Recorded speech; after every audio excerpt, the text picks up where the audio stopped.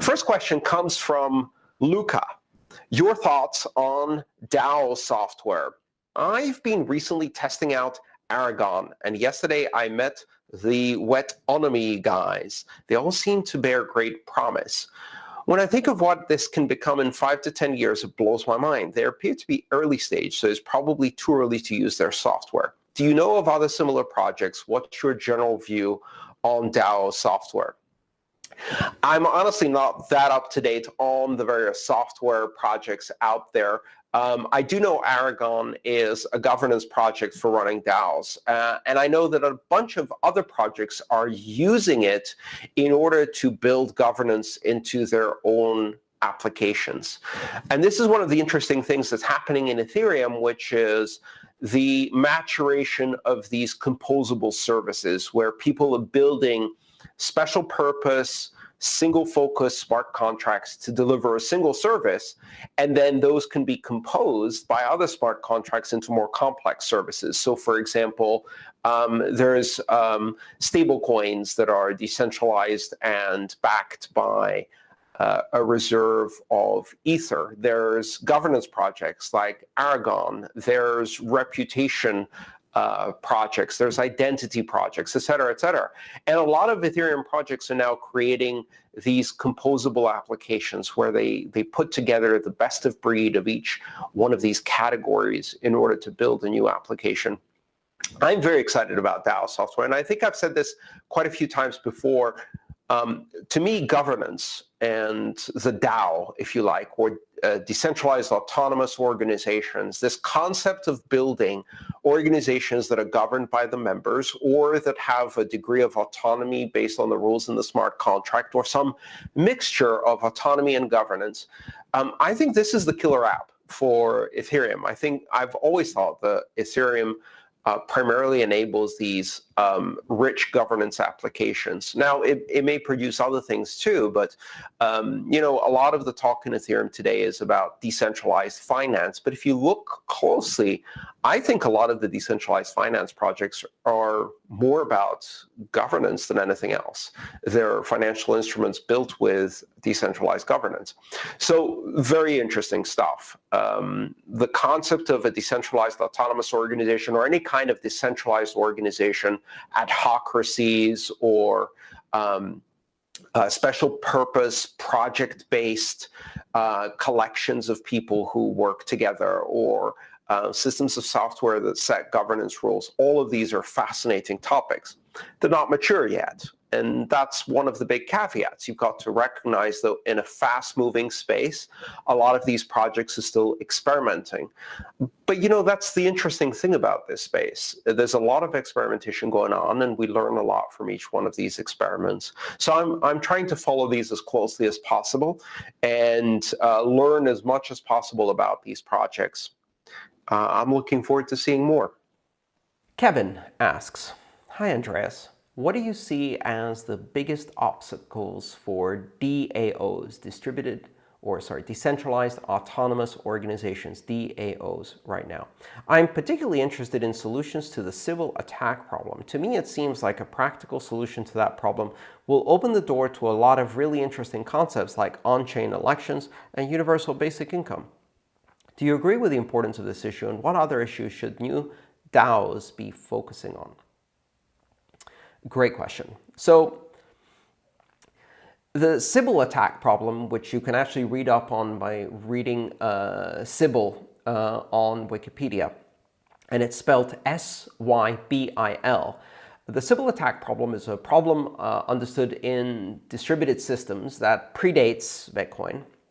And it is the fact that you can create an unlimited number of fake virtual computers online. So any kind of mechanism of truth or voting or any kind of mechanism where you're using some form of identity to count something or distribute something can be easily gamed, where one person can create 1,000, 100,000, 1 million fake nodes or fake IDs or fake avatars or fake Twitter accounts or fake whatever, and then basically break the distributed system. So let's say, for example, you're doing on-chain elections. Well, if I can create thousands of voting identities and you can't have any way of verifying those voting identities, then I can vote 1,000 times. Universal basic income, if I create lots of fake people, I can get paid universal basic income lots of times. Within decentralized systems like consensus, the reason we have proof of work is because proof of work is a direct solution to Sybil problems, which is, how do you know the miners are real? How do you know someone's actually put any effort into mining? And the way you know is because there is proof of the work they did in every block. So that means you get the one CPU, one vote, or in this case, one ASIC, one vote. And that solves the Sybil attack problem because you can't spin up a miner without proof of work, and therefore you can't create fake mining. Your mining has to be real because it has to contain this proof of work. So Sybil attacks are a big problem. They're a big problem in a number of distributed systems, and so far one of the best, there's basically two ways to solve that. One is centralized. So I mentioned previously elections or universal basic income. How do we solve Sybil attacks in things like social security systems or welfare systems or elections? We solve those problems very poorly through centralized identity verification mechanisms like providing a national ID or dipping your finger in indelible ink or some kind of biometric or something like that. All of these are flawed systems because with biometrics, the biometrics have to be checked against the database, and that database can have multiple fabricated entries in it. You could have, with identity, if you compromise the identity mechanism, then you can create fake people. You can have dead people who are apparently alive and voting freely, as the joke goes in some parts of the world where every year the number of people who vote far exceeds the number of people who are actually alive in the country. You can do all kinds of things. So even these centralized solutions, which are very costly to maintain, are subject to Sybil attacks.